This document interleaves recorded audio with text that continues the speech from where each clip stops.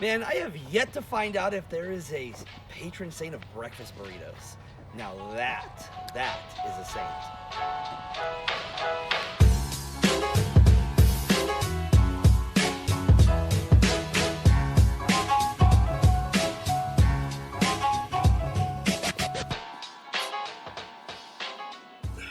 You ever think about saints and sainthood? You know, when we hear the word saint, as Catholics, I'm sure there are people we think about, kind of like Saint John Paul II, or Mother Teresa, or even Saint Martha's. Um, I don't know if you think the same way as I do in this, but we always kind of like toss them up here. We always toss them into this place that I think for a lot of us it may feel like it's unattainable. Like, oh, we're just the common Catholic, and they went above and beyond. But the reality is that you and I were made to be saints. In the book of Genesis, when God creates Adam and Eve, when God creates man,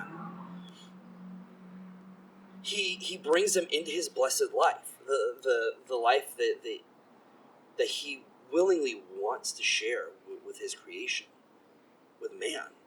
And in that moment, they have the opportunity to know him completely, to understand who he is, and to love him with everything they've got.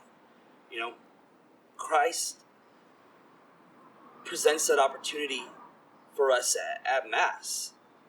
God gives us that opportunity from the minute we're born, even to the point as far as our death, and even after that. You and I were meant to share in that blessed life. The saints knew that. The saints were ordinary people that just sought him out, searched for him, tried to know him the best they could, and loved him. One of the greatest examples we have of that is St. Peter, the apostle. There is this account in the book of Matthew, chapter 4, when Christ first meets Peter. Now, Peter, who's a fisherman, already knows who Jesus is by this point. He's got some friends and family that have known about St. John the Baptist, and most of St. John's followers, end up finding Jesus and following Jesus.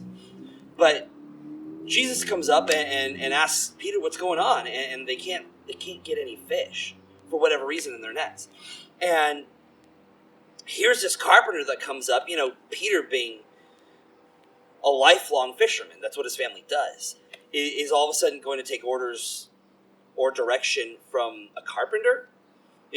Jesus goes, hey, just cast your nets on the other side. And Peter's like, okay.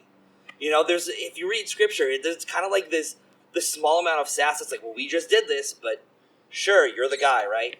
And he goes out there, and him and his men, all of a sudden, they pull up this net with fish, and the net can barely hold the fish.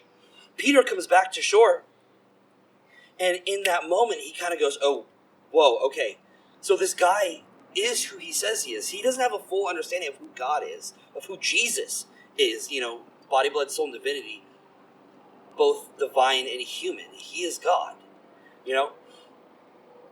But Peter answers the call. Peter is called into a life that for most of us reading scripture sounds extraordinary. But Christ didn't call him into something that he wasn't already made from birth to do. Peter was being called into the original, form, place of humanity. You and I have the same calling. We were called to be saints. We were called to share in the blessed life with God that God created. Though Peter unperfect, though Peter tended to be all over the place, Christ called him into this to share in the normal life of humanity, that is to be a saint. Now, you and I are imperfect. Earlier, we see the saints up here. We see the saints as this unattainable thing unless you do these amazing things. And the only reason it feels like that is because of the fall of man from Genesis. That opportunity to live that way then was split from us. And now, Christ, with his passion and with his life, brings us into that opportunity to fully seek God, know God, and love God. Christ came to pull us back into relationship with God.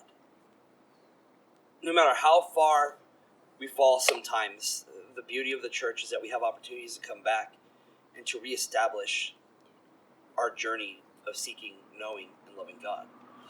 So as we continue with our series on the saints, we're going to take a look at some of these amazing men and women. Not because they did any of these super crazy things, but because they recognized something that I think a lot of us tend to miss.